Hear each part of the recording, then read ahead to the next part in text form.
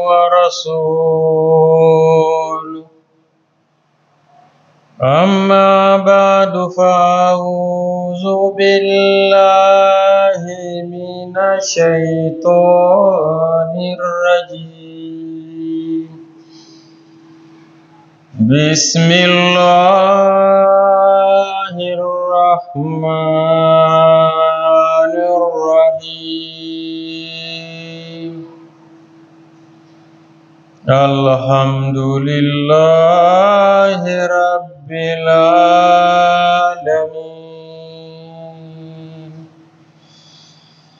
الرحمن الرحيم مالك يوم الدين إياك نعبد وإياك نستعين اهدنا الصراط المستقيم صراط الذين أنعمت عليهم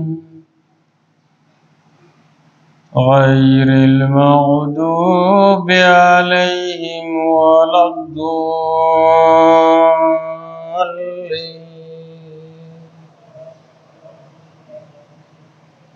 بسم الله الرحمن الرحيم فذكر فإن الذكرى تنفع المؤمنين.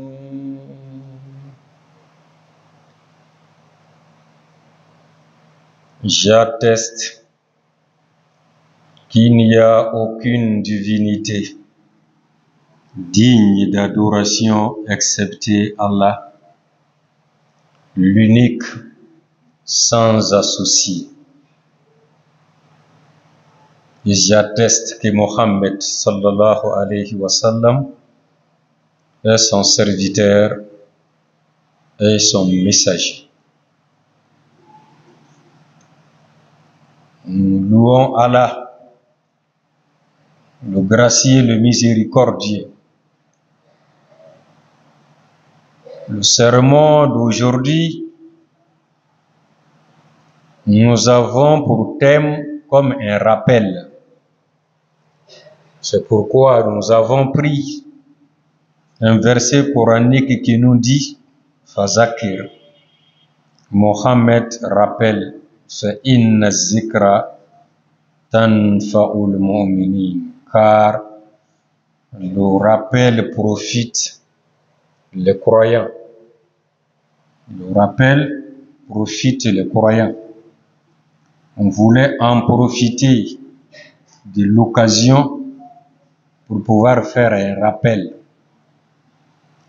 concernant un dire du guide de la communauté islamique Muhammadiyya à la personne de Sayyidina Abdurrahman Ahmad Qudus Konati al-Masih al-Ma'ud Nabi Allah Isa Mujaddid al-Qarn Rabi Ashar concernant un oiseau historique et symbolique du nom du corbeau.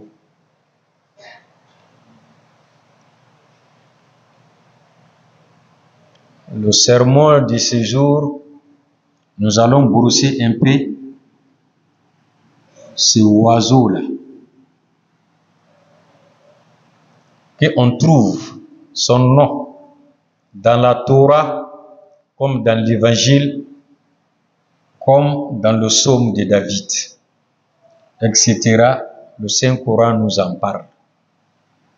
Donc, il s'agit ici d'un oiseau historique et symbolique.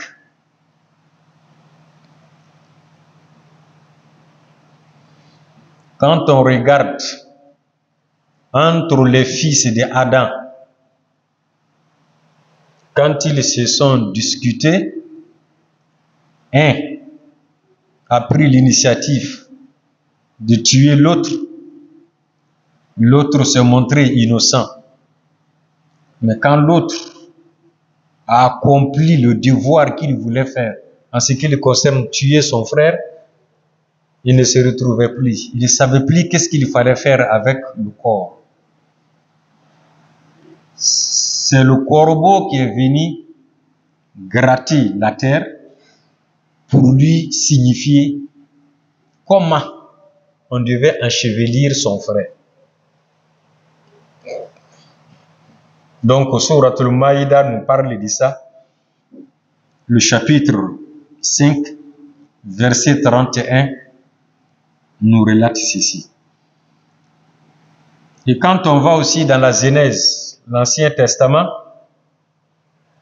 quand Noé se trouvait dans l'arche, quand il y avait le déluge,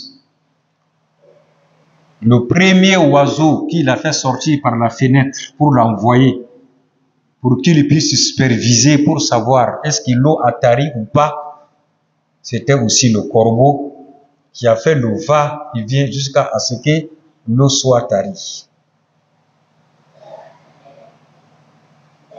On trouve ça dans Genèse 8, verset 7. En parlant dans le Nouveau Testament, on voit aussi parler des corbeaux dans Luc 12, 23. En prenant le psaume de David, on parle du corbeau dans 147 et verset 9. En allant encore dans le livre de Job, on trouve qu'on parle du corbeau dans le 39 et verset 3. C'est que c'est un oiseau que les livres célestes parlent beaucoup de lui. Dans ces temps-ci, il y a eu beaucoup de salive qui ont été coulées à cause de cet oiseau, car cet oiseau a fait un acte remarquable qui mérite à réfléchir. Les réseaux sociaux en ont parlé.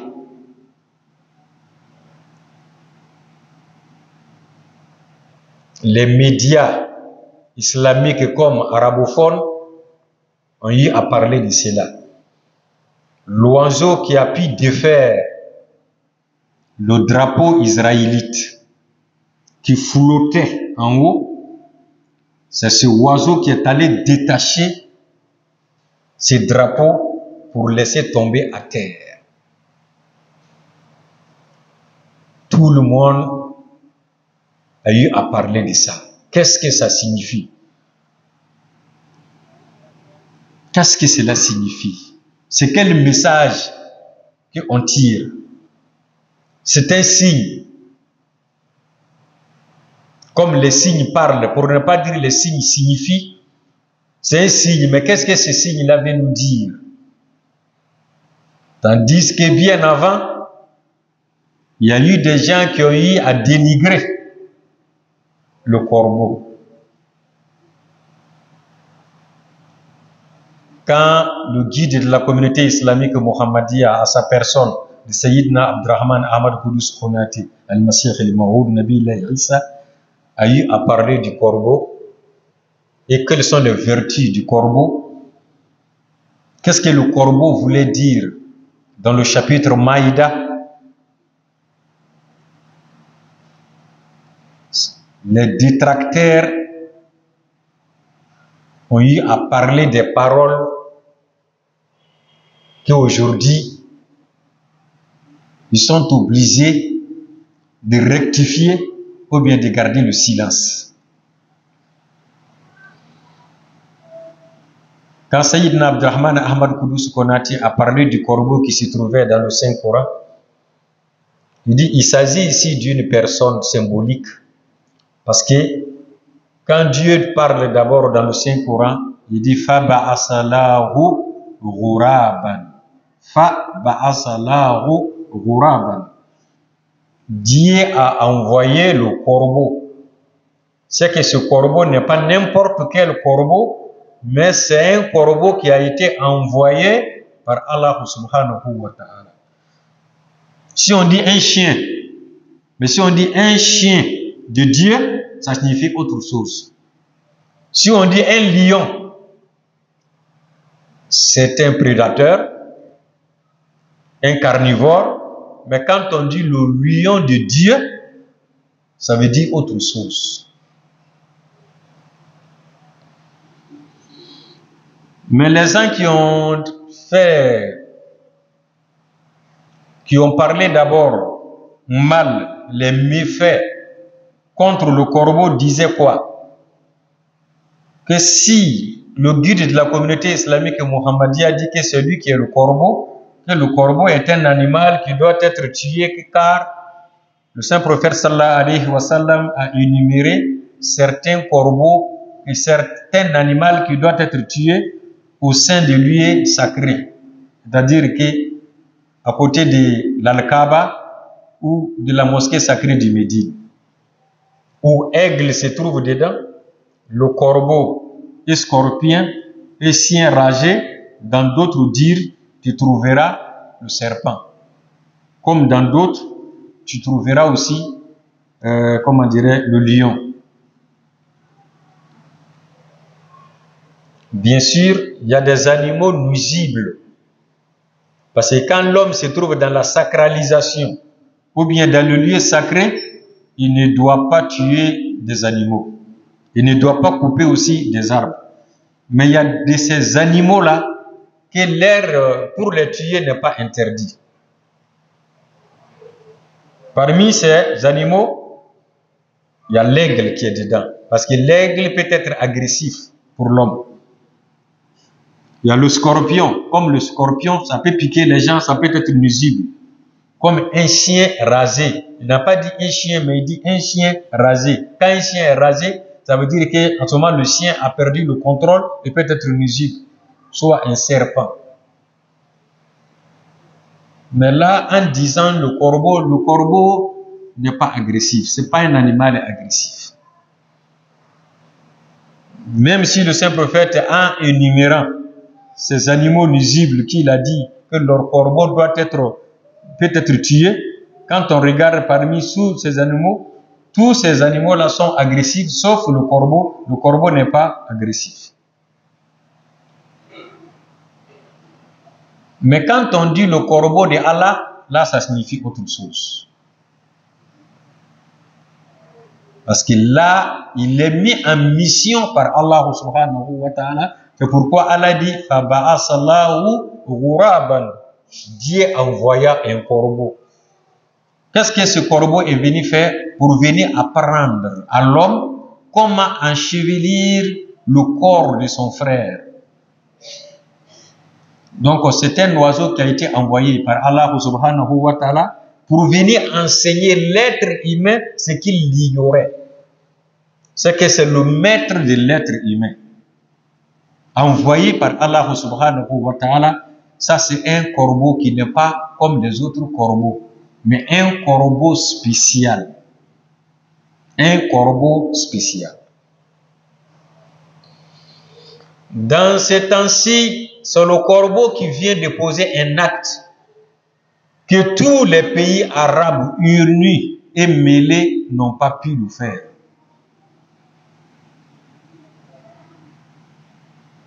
Faire descendre le drapeau israélien en Israël. Faire tomber à terre. Ceci a fait couler les salives. Les gens en parlent partout. Qu'est-ce que ça veut dire? Ce qui est fait, les gens parlent de ça. Oui, mais qu'est-ce que ça veut dire? C'est ça aussi. Le fait doit avoir encore autre explication. Ce qui est fait, oui. Mais qu'est-ce que ce qui est fait veut dire? C'est ça aussi qui est le problème de la chose. On peut dire chien à quelqu'un, tandis qu'il est différent des autres chiens. Parce qu'on n'a pas dit à quelqu'un qu'il est chien ragé. Si on dit à quelqu'un qu'il est chien, ça veut dire autre chose. Et le chien de Dieu est différent des chiens des autres. Quand on regarde le fils d'Abu Lahab, qui avait pris la fille du Saint-Prophète sallallahu alayhi wa sallam en mariage.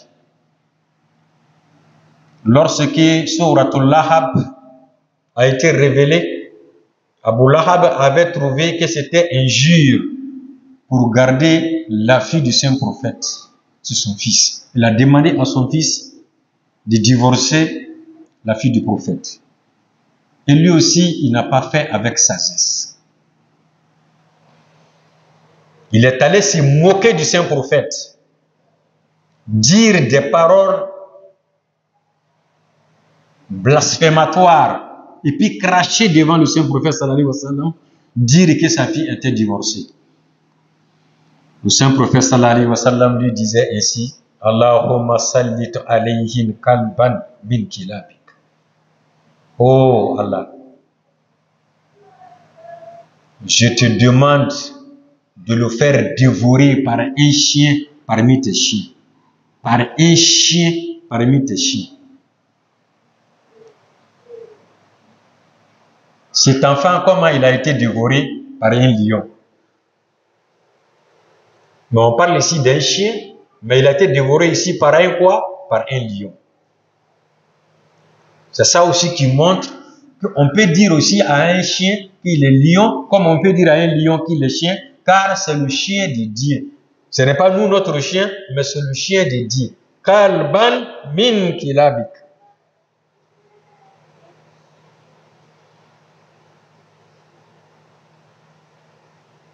En regardant un peu dans notre monde ici, on trouve que les gens sont beaucoup dans l'égarement. Le guide de la communauté islamique Muhammadiyya, en parlant du Ghurab, il n'a pas pris seulement le nom. Il dit le Ghurab, d'abord sa couleur, ça signifie quelque chose. Il vient de quelle contrée? Ça signifie quelque chose. Le Ghurab, quand on prend les lettres, c'est dérivé de quoi? Cette explication a été donnée. La ville que ça pouvait symboliser, il a eu à montrer. Avec les lettres que ça pouvait correspondre. Il ne s'est pas limité seulement au nom du corbeau, mais il a décortiqué sa couleur et tout ce que ça pouvait le concerner. Mais les gens sont restés sourds.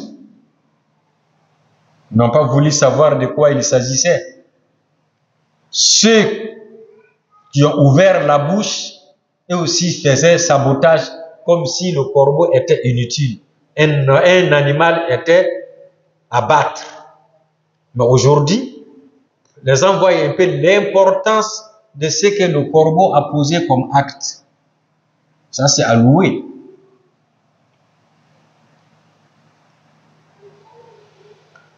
Quand le Messie voulait parler du corbeau, il dit, quand on regarde d'abord dans Souratul Maïda, il dit le mot Ghurab est venu 2 fois. Le mot Ghurab est venu 2 fois. Il dit bien sûr que le Mahdi, il n'a jamais eu à parler que lui, il était Ghurab dans l'une de ses explications. Mais c'est lui, le Messie, qui a eu à parler qu'est-ce que Ghurab voulait dire. Il dit, mais quand on regarde Ghurab, c'est venu 2 fois dans Souratul Maïda.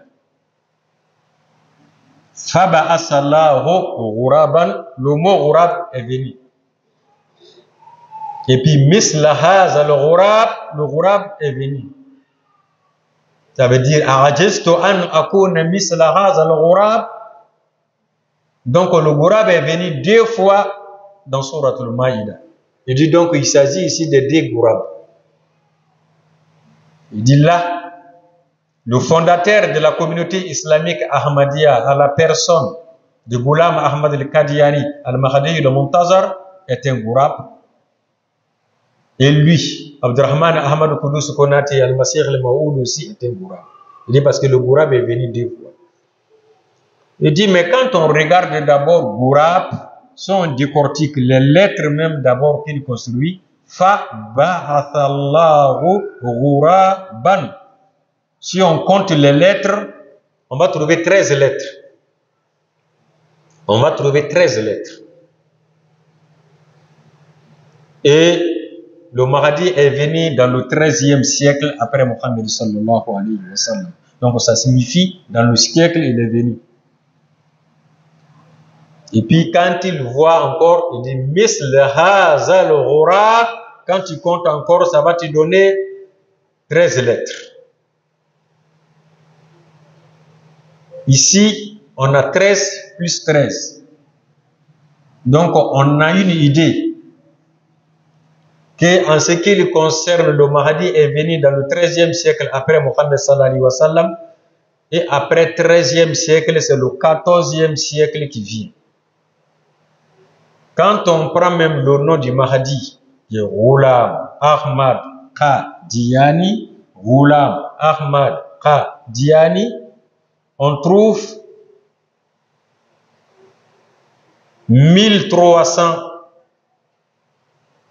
Quand on regarde, on trouve 1300. Ça veut dire qu'on trouve combien? On trouve encore 13 lettres. On trouve encore 13 lettres.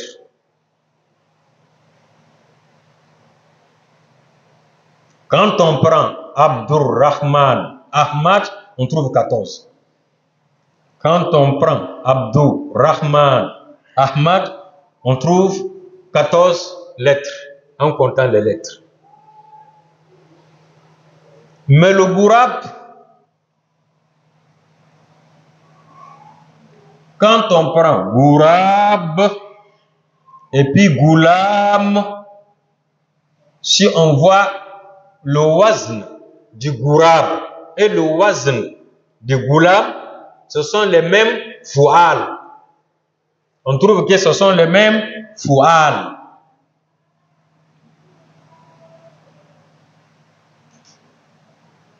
Donc ici, on doit comprendre qu'il y a quelque chose qui est caché. C'est ce que Allah avait révélé à son réformateur du 14e siècle par ses noms, Antal Masih wa ghulamuhu al Mahdi. Antal Masih wa ghulamuhu al Mahdi. C'est toi le Messie et Ghulam est le Mahdi. En voyant ce que le corbeau a fait, cela veut dire que c'est ce que le corbeau fera.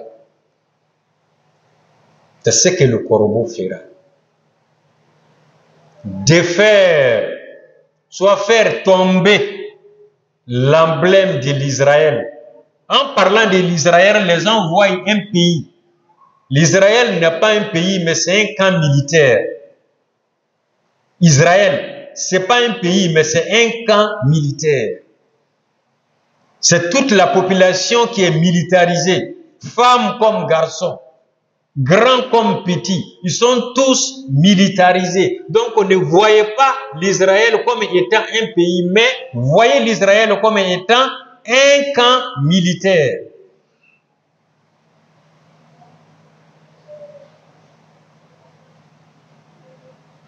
Un camp militaire contre qui? Contre la Palestine. Les gens trouvent que c'est contre la Palestine, mais ce n'est pas contre la Palestine, mais c'est contre l'islam. C'est contre l'islam.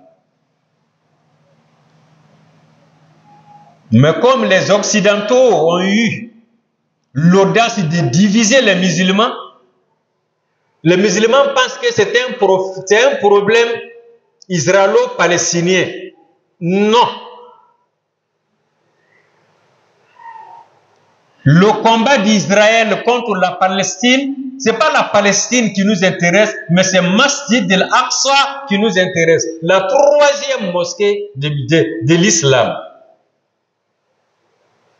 Après la mosquée de la Mecque, Masjid al-Haram, deuxième mosquée, Masjid al-Nabawi, fil Madinat al-Munawwara, troisième mosquée se trouve où? Ça se trouve en Palestine. C'est là le problème. C'est là le problème. Masjid al-Aqsa, c'est la troisième mosquée sacrée de l'islam. C'est ça qui est pris en otage. C'est ce qui a été pris en otage.